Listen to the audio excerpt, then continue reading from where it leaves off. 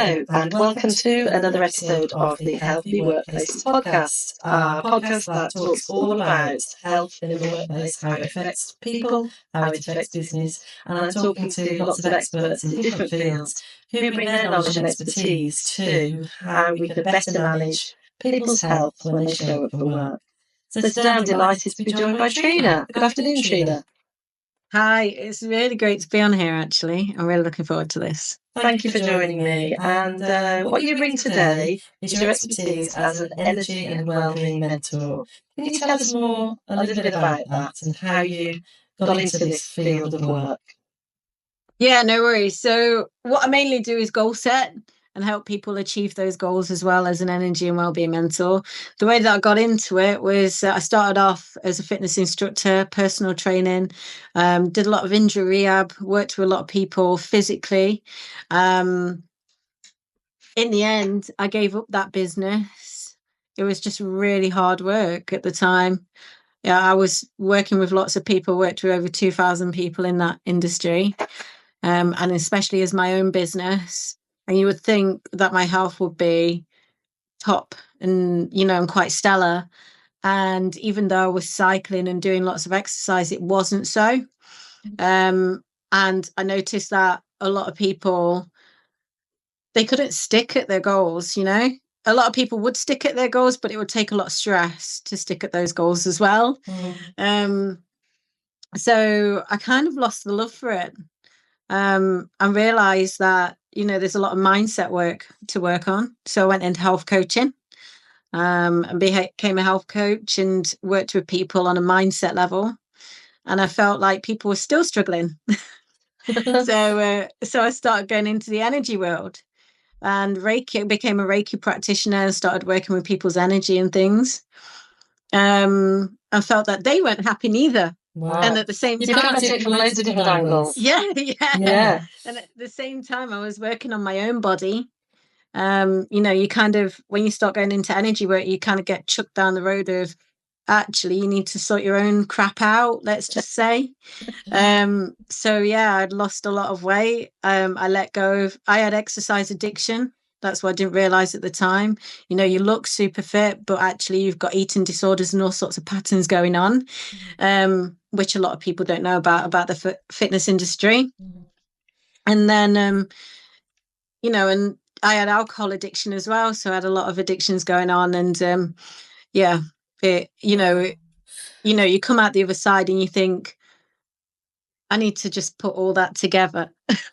The benefit of other people. Yeah, which is what you've done. So thanks for being super personal about your journey there and being vulnerable about what brought you to the work that you do. So there's a lot in that, I think, that we that tells us that goal setting and achieving your goals is not a straightforward business. You've come at it from lots of different angles and it's still complicated and you've found that out for yourself as well. Sort of peeling it back, why do you think people get into where their goals are and achieving them and becoming satisfied and fulfilled is a difficult thing? What is it about us human beings that makes that a difficult thing to do? I think there's a few things going on. So firstly, it might not be a goal that's aligned to us. It may not be something that we want to do. It may be something that society's already told us that we should do, or our parents have told us that we should do, or someone else has, or it looks okay for us. We get sold that kind of, the shininess of the goal. Oh my God, that's a dream job to have, but whereas it's not the dream job once you're in there because it lacks connection. You're playing, you can't be authentic within that space. So you can't be yourself. You can't say what you think and what you feel. So there's a few things going on. And also as well, the goals may be too far ahead of where you're meant to be. So even though, a lot of people think big and they think long term, it's those like really little micro, probably even smaller than that goals that the first bits that people are stuck with. Interesting. So it's very much context driven, this, isn't it? Goal setting. And yeah. I guess that you work with and have worked with, like you were saying earlier, worked in the injury rehab space, which is people who've been through a lot of trauma and readjustment in their lives. And well, not in that level, not in that level, because I was running fitness classes.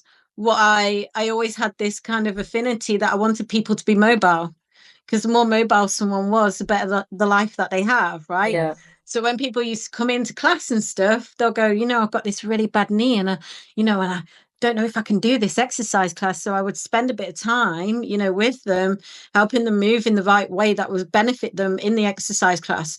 So a lot of people that I worked with, they'll come in with like lots of knee injuries. I would have a lot of physios send people across as well.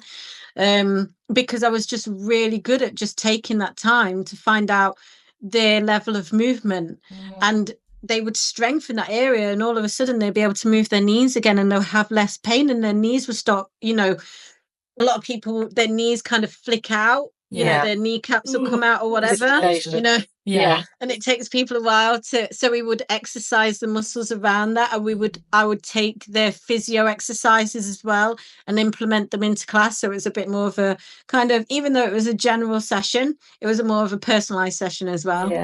So you strike me as somebody who actually likes to get alongside people and go on the journey a little bit with them, no matter what you're doing, whether it's the PT, the physical exercise side of things, or the well-being and the coaching and the goal setting. You really like working one-on-one with people. So is that a big element of what you do then? Do you work one-to-one, or do you go into groups and do goal setting? Do you take it into the workplace? How does it usually work? Yeah, so for me, it's one-to-one. I also work in groups as well. I feel like it works really well in groups. I take it into talks as well. So I do a lot of speaking, for companies. I do a lot of speaking for events and things. So I can easily take it into, but I call it like unleashing your inner cheerleader. So it's like quieting down that narrative, the bit that goes, go back to bed, but then increases the sound of the inner, the inner cheerleader, which has a very different voice, tells you very differently, not always soft. Sometimes it goes, I think you need to get up today and you need to get out, so it's very direct. It can be. So it's not harsh. So do you work with people over a period of time? Because I can imagine that when you first start working with somebody and they're in that really bad place where the inner cheerleader's silent and the voice that says go back to bed, you're not going to get anything done today, is really loud. There's a lot of work to be done. It's not an instant fix. So how would you approach that with your clients? Well, it depends on the person, because like some people, they will have a really great, profound effect just after 1 30-minute session, right? But some people, they do need, a little bit more longer term help. So say, for instance, I'll share a short term, because this is a testimonial. One of the women that I've worked with very recently, she's got a daughter who's got ASD. So she wasn't sleeping properly. The daughter wasn't sleeping properly neither. All that it took was a 30-minute session to find out exactly what she needed and the step to take. The biggest goal was for her daughter to sleep in her own bed. But that goal was so far ahead from where she was. We did 1 30-minute session. We found out what was going on within her body.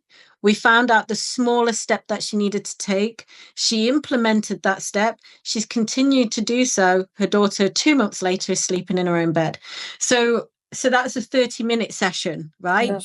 And she's sleeping properly. Both are sleeping properly, right? That's incredible. 30 minutes. What a result. Right? It is incredible. So you can do some really impactful work in a short space of time. It just depends on what's going on. You talked about the body there, that you got to grips with what was going on in the body for this person. Unpack that a little bit, because that doesn't... How do we kind of... It's not an obvious connection that you'd make, is it? I've got a bit of a wellness issue, I'm not feeling great about myself, I'm lacking confidence, I just can't get to this thing that I really want to get done. What's that got to do with our bodies? Well, the thing is, everything has part and parcel in the body. Whatever the brain is saying, there's going to be somewhere that it's attributing to. So a lot of things that come up for a lot of people is the stomach, for instance. So I think the best want of a word is just to share it, just ever so tiny, like I do in speaking gigs or in networking events. And that is just to put both feet on the floor. So for anyone who's listening to this, put both feet on the floor. I want you to close your eyes. I'm doing it. No worries. And I want you to take a deep breath in through the nose and then out through the mouth. Take a deep breath in through the nose and out through the mouth. And one more time, in through the nose and out through the mouth. And just relax and just breathe and just listen to the next questions that I ask you. My first question is to you.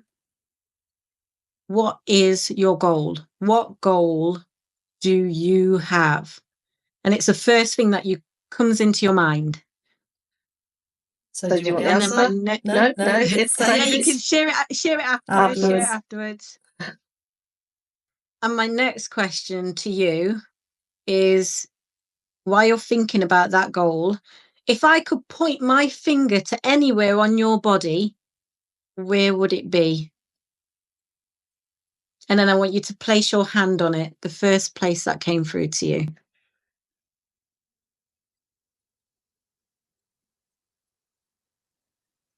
And then I want you to open your eyes. So for whoever's listening, right, you may have got that or you may not have got that, because sometimes the mind's racing. That's why it's nice to have a one-to-one session to do it, right? Because it puts you into like that kind of, you're in a safe space, a safe environment. You've not got a lot of stuff going on around you. It's easy. Yeah.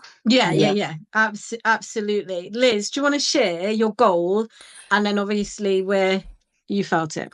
So, for those who are listening, not watching, so my goal is really relevant to this, because I've been recording some podcasts, but I haven't got as far as launching them, putting them out there for people to listen to. And I don't seem to be able to get to that next step with my podcasts, to put them out there for the world to listen to them. So, that's the goal that I'm struggling with. And then, for people who are listening and didn't see, I put my hand on my heart. Yeah. And that's where the brain and the subconscious in particular is attributing to where it is. That's where it's feeling it is. Now, but when we go further into a session, we will look at how is it feeling? What does it feel like? And the words that you will tell me will most likely be the words connected to, to what is going on, how you feel about it. That it might feel heavy, or it feels like a struggle, or it feels painful, or it feels tight, or something like that. So you'll be able to describe it, right? Yeah. And then we'll take it a little bit of a level deeper. We'll look at your sensory perception. So how does it, do you visualize? Do you hear? So then I'm working with your senses. And then we'll either look at inside. So if you're visual, we'll look inside that area of the heart, for instance. If anyone's like thinking, it was my stomach, we'll look inside your stomach. If you're more of a feeling person, then we'll look at, how does it feel in there? And we can work with it that way. Yeah. But what I'm trying to do is connect you deeper to your body and get you to have a conversation with that area. And the conversation will allow that area to give you and supply you with answers. And those answers will be the steps that you need to take. And as I ask these questions as well, within that area will be your beliefs. So basically, you're talking to your subconscious. But through a specific part of your body. Yeah, because that's the focus point. That is the focus point. Yeah. So it's very fast in terms of like, someone said to me, they were taken into it deeper than they've done hypnosis. because you've already created a focus point and you've gone straight to the subconscious. Yes, it's actually a faster method of getting to the heart of the issue. Yeah. Absolutely. And it can be an injury. It can be an injury or an ailment or whatever it is, but that's what will be attributed to. And so for the people that you work with, can the goals be, do they have to be specific to a problem in life? Could it be something really big or something really trivial? Can it be an area of conflict? What kind of goals do you tend to work on with people? Anything. Yeah. Anything. Because remember, your goal, of doing a podcast may be different to someone else's goal of, I just want to live a better life. I just want to be happy, right? They've got everything. They've got the job, the life, everything looks great on paper, but on the inside, it doesn't feel great. And they're still chasing for the next big thing, the next best thing. They just want to be happy. And what does success look like in your work, would you say? What's a successful outcome when you work with someone or with a group of people? I think it depends on the individual, because success can mean many things to different people. I think when working with people, someone's level of success may be down to money, but a lot of the time it's mainly down to feeling happy and their level of happiness with regardless of any amount of money that they have. So yeah, it just depends on that person, because it might just be a financial goal, and when they get to that goal, happy days. Right. But for some people it might be that they just want their kids to be happy, and that's what they're worrying about, and they don't know how to deal with it, and then they take it into the workplace and it feeds into work and business and stuff, because they don't know how to deal with what's going on at home. So within the body, there's lots of, information that we can unpack. We can find out, how to express boundaries. We can find out what they need to say. What I do is I provide a great sounding board. So if someone wants to share something and they're so angry about it, they may want to just shout it out at me, and I'm like, this is a great space to do that, right? Yeah. If I was a PT again, that's what I would do. I would get someone behind a boxing bag, or this is what the life out of it. Yeah. And I'd be like, okay, who am I? Yeah, I love that. I'm all into physical, letting it out physically. Yeah, who am I? Yeah, right. Yeah, and it's and this is why boxing is such a great, sport, in the sense of, it turns boys into men almost. Does that make sense? Because boys who box are probably more calmer within themselves, less rage, because they go take it out in the ring, right? They go take it out in the ring, and they get the stuff up. They get the things out that need to be said. A lot of the time. Yeah, and I suppose coming back to your point that it's very much dependent on personality, isn't it, and personal situation. Your job, I guess, is to get to quickly know what that personality is like and what drives them, how they learn, and what motivates them in life, and what makes them happy. So that all sort of, I guess, drives the method that you use with them, and how quickly you think you can work with them and get them to where they want to be, and what happens next. So, in terms of the workplace, then, which is what my podcast is all about, healthy workplaces, how can we help people to be well, to work, whatever work means to them, to get the best out of work, to live a healthy life, and to maybe even work out what work they want to do. How do you think the goal setting and the work that you do can feed into that support? So firstly, as mentioned, on an individual basis, you can work on I can work on an individual basis with people, and that works really well, because then they can, they can be very personal, they can be very open, and the more open that someone is, the further, further that they go. They don't have to talk to me about what it is, as long as they've had that conversation with themselves. That is the most important bit.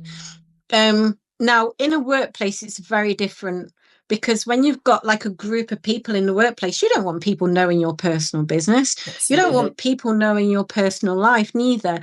But they do need to know that that's an option for them. Mm-hmm. They do need to know that there's, people that they can go to, that they can actually talk in this way, and they can release things very quickly and move on very fast. And I think with the workplace, you have to look at things probably a little bit more delicate, but we do need to have an open conversation in the workplace about taking personal responsibility of your own mental health. Because the type of work that I do is all about taking responsibility of your own mental health. The business and the workplace does a lot of work to provide mental health for everyone within the workplace, right? And they try and do the best that they can and talk in the best way that they can, and it's quite a struggle as a leader of someone who's running a business to manage loads of people all at once. It's quite a stressful thing. Absolutely, yeah. Because everybody's needs are different, aren't they? Yeah, and you can end up as the manager trying to be all things to all people, and then actually kind of neglecting yourself and getting burnout and struggling and going under. So it's not good for the organisation, is it? Yeah. That's why I tend to work with the management teams. Yeah. So that's why I tend to work with, those in leadership rather than those on the ground. Yeah. Because sometimes, the people in management are burning out more as well, trying to manage. You say if you've got a team of 15, but some people don't have a team of 15. Sometimes people have a team of more than 15. Yeah. Right. And that causes a lot of headaches, and they don't sleep at night. So do you find that organisations are open to investing in this kind of work? Because it's quite, even in 2024, it seems, I would imagine, and sort of just from my anecdotal experience, working with smaller employers particularly, but even some of the larger ones, that there isn't really the acknowledgement yet that this kind of work is good for business. And it's probably seen as something that is going to cost the business, and it's, helping individuals, but we're already, we're already doing loads for individuals. They already cost us a lot. Why should we go the extra mile and provide all this? Well, then it's kind of like a form of therapy. Do you get that pushback?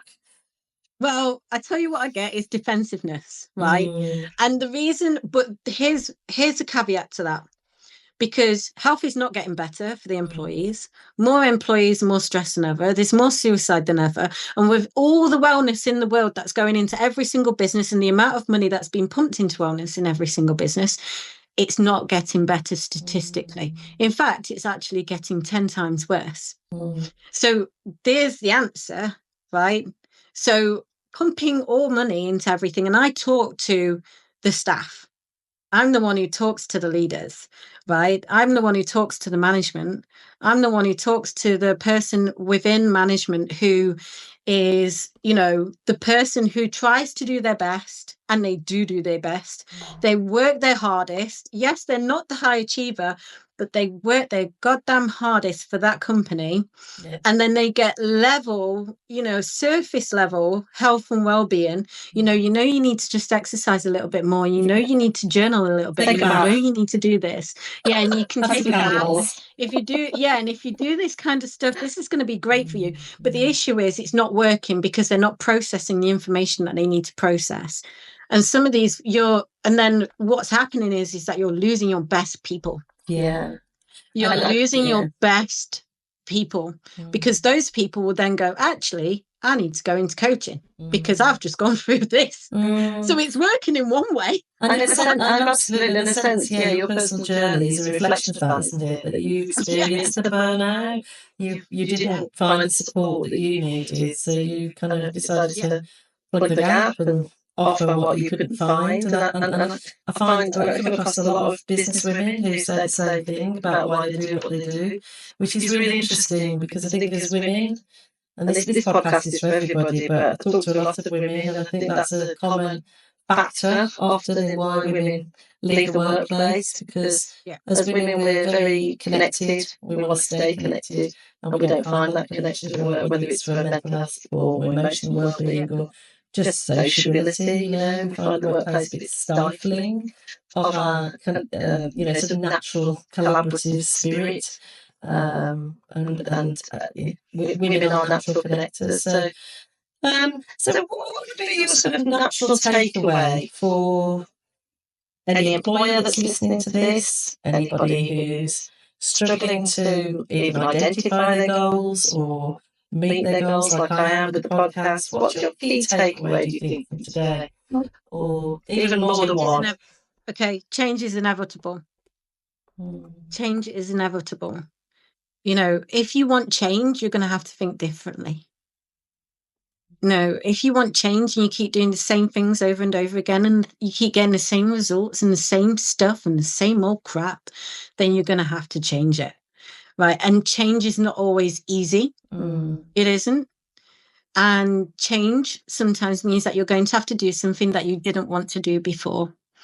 But there is an inner cheerleader inside you that can get louder and louder and really cheer you on, get you up out of bed in the morning, or even just allow yourself to have a lay-in, because sometimes that's what you need, right? Yeah. Especially if you've overworked yourself to exhaustion. So once you establish who your inner cheerleader is in your narrative, you'll be able to move the world and create a bigger self-belief in yourself, one that you've never known before. Wow. Wouldn't that be a positive way to end, to think about the impact that we can make if we carry around that self-belief more than we do now, and don't allow society or the external environment to chip away at it, to keep that protected as we go about our daily business. So Trina, how can people find you if they need to connect or want to connect and find out more about what you do and how you work with organisations or individuals? Yeah, no worries. So the first way you can connect with me is via LinkedIn. I don't use LinkedIn very much, but my VA will be in contact, with all my details and stuff like that. Because again, sometimes being on social media too often takes us away from what's really important to us. And you can go to my website as well, which is trinakavanagh.com. And I'm available for speaking as well, because I actually speak at events and leadership events in particular. I've yet to see you speak, but I'm determined to get to an event one day when you're up at the front, because I have heard about your magic powers. And we will flash up your contact details and who you are at the end of the podcast when we do our editing. But for now, I want to say thank you very much, Trina, for giving us your time today. It's been a really illuminating chat. I wish we had time for more, but it's a short one today. So maybe we can pick up and delve a bit deeper another time. Thank you for joining us.